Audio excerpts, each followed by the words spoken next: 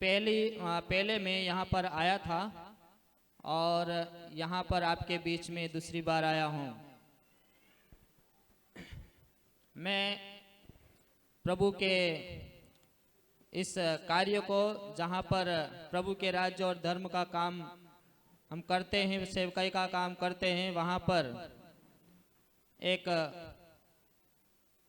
गांव इलाका है और अलग अलग हमारे यहाँ भी सर प्रभु के दास आए हुए हैं। जैसे कि आपके यहाँ सिटी है वैसे नहीं है, हमारा एक गांव है, एक तो यहाँ मकान है, एक दूर मकान है, पहाड़ी को कूद करके उधर साइड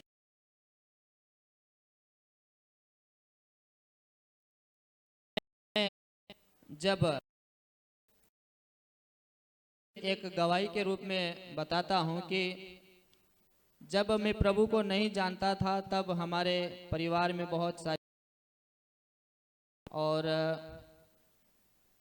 जब प्रभु के बारे में कोई हमें बताता था तो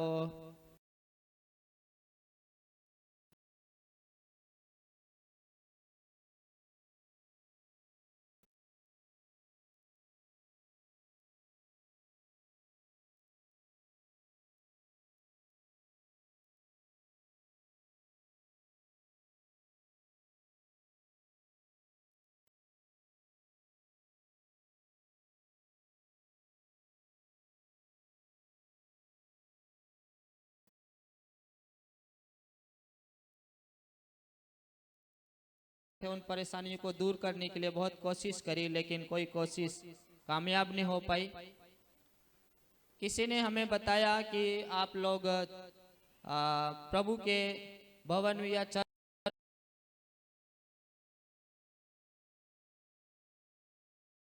हो जाएगा, ऐसे करते हमारे घर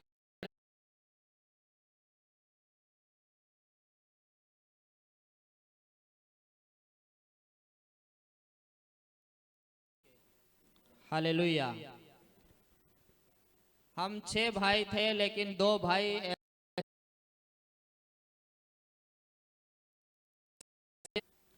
साथ ही हमारे बड़े भाई को शादी करवाई थी, वो भाभी भी बीमारी की वजह से मारे गए। उसके बाद में हमारे घर में जितने भी सदस्य थे वो सब के सब बीमार पड़ गए। और पहले आप सब जानते हैं कि कहीं भोपे बड़वे के पास ले जाते थे, वहां पर ले गए और उन्होंने मना कर दिया कि आपको ठीक होने वाला नहीं है। फिर इस प्रभु के मंडली और चर्च आराधना भवन या कहाँ पर आराधना होती वो हमें पता नहीं था, लेकिन किसी ने हमको ले जा करके वहां पर रखा और उन लोगों ने प्रार्थना किया और वहां पर आराधना स्तुति का, ये प्रभु के इस भवन में आराधना स्तुति चालू। बीमार थे वो तड़पने लगे और थे, और मैं थोड़ा ठीक था तो मैं बोलता था कि ये लोग जो आंखें बंद करके ने ढोलक बजा करके गीत और भजन गा रहे हैं और ये तड़पने वाले तड़प रहे, ये तो मर जाएगा। और मेरे मन में ऐसा गुस्सा आता था कि मैं बोलता था कि मुझे एक लट दे देता कोई, तो ये ऐसे करने वाले सारे बंद हो जाते। लेकिन आराधना स्तुति का काम बंद हुआ, उसके बाद में जितने बीमार थे जितने वो सब ठीक हो गए। हालेलुया। साथ ही हमारे पापा ने बोला कि अब जो हमारा घर गांव में उसको जा और जला के आ जा, हमको अब इधर नहीं जाना है लेकिन गुजरात में उतर जाना है, मजदूरी करके परिवार को पालेंगे, लेकिन हमारे गांव और जमीन में हमें जा करके वापस हमें नहीं रहना है। फिर वहाँ के पास्टर ने सुना कि ऐसे ऐसे घर को जलाने जा रहे हैं, तो उसने रोका और 2 जन आकर के प्रार्थना किया और आज तक हमारे घर में कुछ भी परेशानी नहीं। वर्ष 2006-07 से मैंने प्रभु को ग्रहण किया 6-7 में और बाइबल ट्रेनिंग करी 2012 में।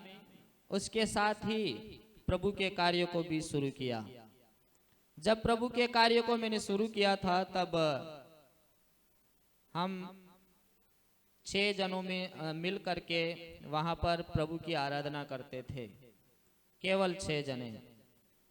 लेकिन धीरे धीरे धीरे धीरे वैसे प्रार्थना करते गए और प्रभु के कार्य में आगे बढ़ते गए और उपवास के साथ में प्रार्थना करते गए, सुसमाचार फैलाते गए, मंडली की बढ़ोतरी हुई।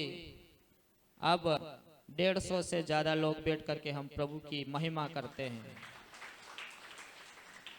और वहां पर प्रभु के काम को करते हुए हमें कई बार रुकावटें भी हुई है प्रियो, लेकिन प्रभु ने हमें संभाला है और प्रभु हिम्मत देता है, प्रभु आगे बढ़ाता है। 2 साल से ऐसी परेशानी चल रही कि जैसे कुछ प्रोग्राम रखा तो विरोधी पार्टी आकर के छानबीन करने लग जाती है। गए वर्ष 2023 में दिसंबर का प्रोग्राम जो रखा गया और किसी ने शिकायत करी, अचानक पुलिस आकर के बंद करवा दिया। इस साल भी यही हुआ, प्रोग्राम हमने तय किया और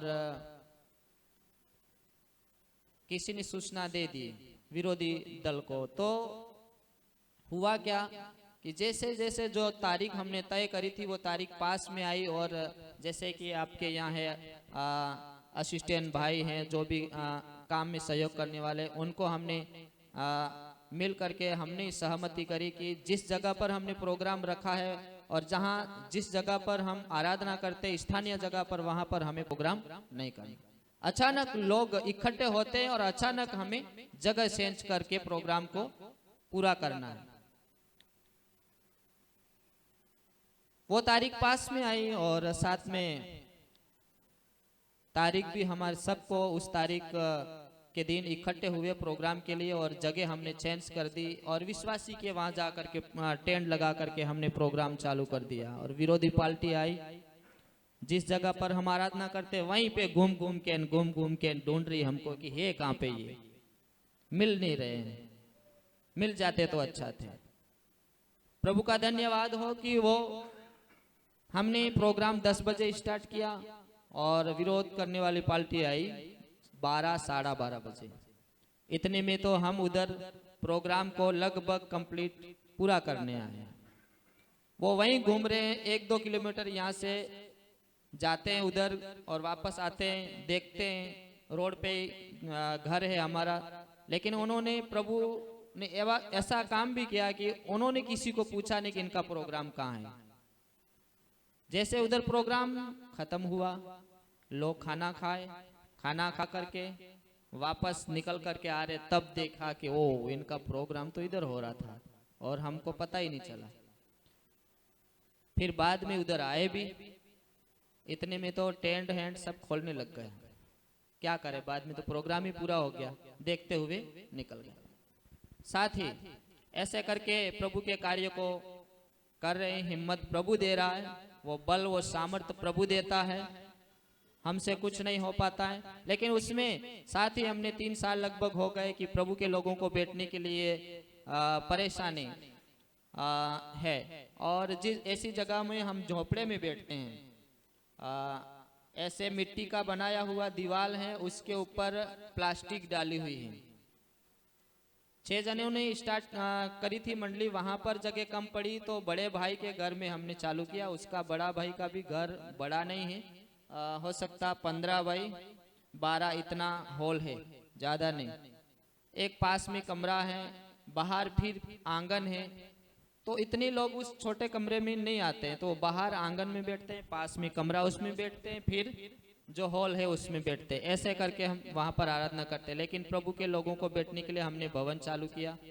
भवन का काम सर आए हमारे बीच में, वहां पर इन्होंने उद्घाटन किया, प्रार्थना करके आए थे, तो चालू किया। लगभग 3 साल हो गए, इस साल पूरा हो जाने वाला है। धीरे धीरे धीरे धीरे धीरे धीरे करके हम उसे कर रहे हैं, और भी कुछ काम बाकी हैं, और आपकी प्रार्थनाओं से हम विश्वास करते हैं कि हो जाएगा। ओके, धन्यवाद। अब हम जाते हैं प्रभु के वचन में, छोटी प्रार्थना करेंगे। प्रभु परमेश्वर पिता, हम आपका धन्यवाद करते हैं। हम इस योग्य नहीं हैं, लेकिन आपने योग्य प्रभु किया है। आपका धन्यवाद देते हैं।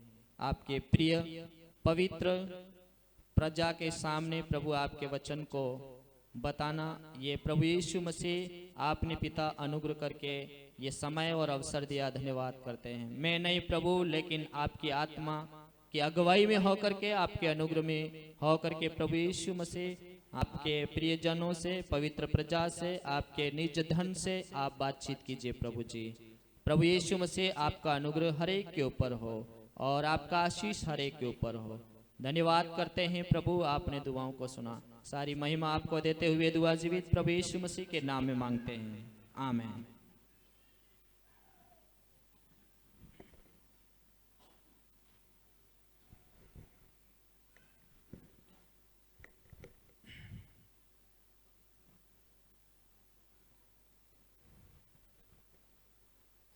आइए हम निकालेंगे प्रेरितों के काम अध्याय 12।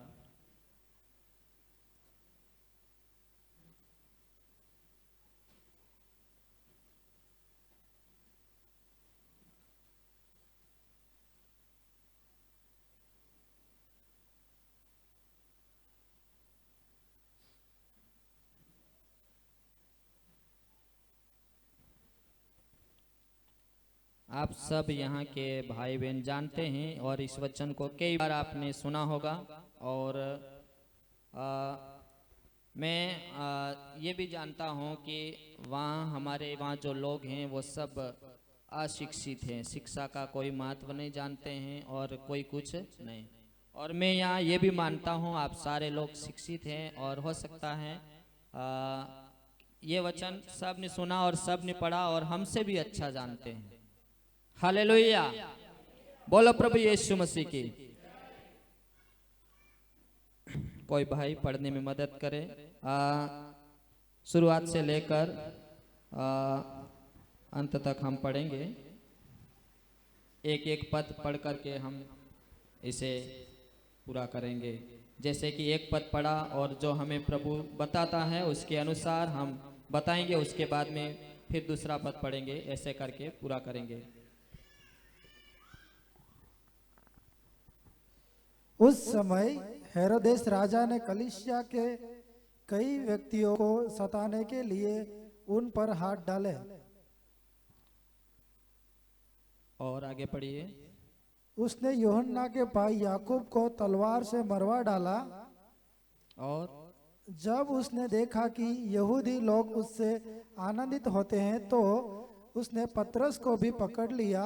वे दिन अख़मीरी की रोटी के दिन थे। जो इस देश के ऊपर राजा बने हुए हैं वो पहले भी थे और आज भी हैं, और पहले भी ऐसे ही होता था और आज भी यही हो रहा है। और यहाँ पर ये लिखा हुआ है कि कलीसिया को क्या करते थे, ये सताने के लिए, कलीसिया को परेशान करने के लिए, कलीसिया को दुख देने के लिए और कलीसिया को निराश करने के लिए वो प्रभु के लोगों को परेशान करने के लिए अपना काम शुरू करते थे। और यहाँ पर लिखा है कि ऐसा करके वो क्या करते थे कि कलीसिया को वो परेशान कर रहे हैं और उनको कलीसिया को परेशान करके, परमेश्वर के दासों को परेशान करके उनको खुशी मिलती थी, आनंद मिलता था और वो खुश होते थे। और ऐसा करने वाले भी खुश होते थे और उस ऐसी घटनाओं को देखने वाले भी खुश होते थे। यहाँ पर लिखा है कि दूसरा में उसने यूहन्ना के भाई याकूब को तलवार से मरवा डाला। परेशान ही नहीं, लेकिन ये मार भी डालते थे और फिर भी मारना और परेशान करना और सताना उनको खुशी मिलती थी, और मार भी डालते थे तो भी उन्हें कोई दया और किसी प्रकार की उनके अंदर दया की, भलाई की भावना पैदा नहीं होती थी। और वो ऐसा करके अपने स्वार्थ को ऊंचा करना चाहते थे, अपनी बड़ाई दिखाना चाहते थे, अपने पद को और भी मजबूत करना चाहते थे। और यहाँ पर लिखा है कि उसने यूहन्ना के भाई याकूब को तलवार से मरवा डाला। जब उसने देखा कि यहूदी लोग इस से आनंदित होते हैं, उसने पतरस को भी पकड़ लिया। वे दिन अख़मीरी रोटी के दिन थे। याकूब को मारा और लोग आनंदित हुए।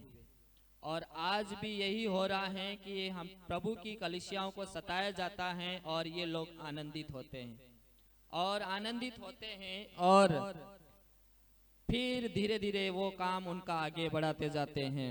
साथ में यहाँ पर लिखा है, उसने उसे पकड़ के बंदी गृह में डाला और 4 सिपाहियों के 4 पहरों में रखा, उस विचार से कि फंसा के बाद उसे लोगों के सामने लाए। बंदी गृह में पतरस बंद था, परंतु कलीसिया उसके लिए लो लगा करके परमेश्वर से प्रार्थना कर रही थी। ये लोग एक को तो मार डाला और दूसरे को बंद करके उन्हें चाहते थे कि लोगों के सामने ला करके उसको भी मारे या पिटाई करे, और इससे क्या होगा कि हमारे पद की गरिमा बनी रहेगी और लोग बोलेंगे कि हमें जो कर रहे हैं, हम काम कर रहे हैं वो अच्छा कर रहे हैं और लोग हमें ज्यादा चाहेंगे। ऐसे करके वो ऐसा करना चाहते थे।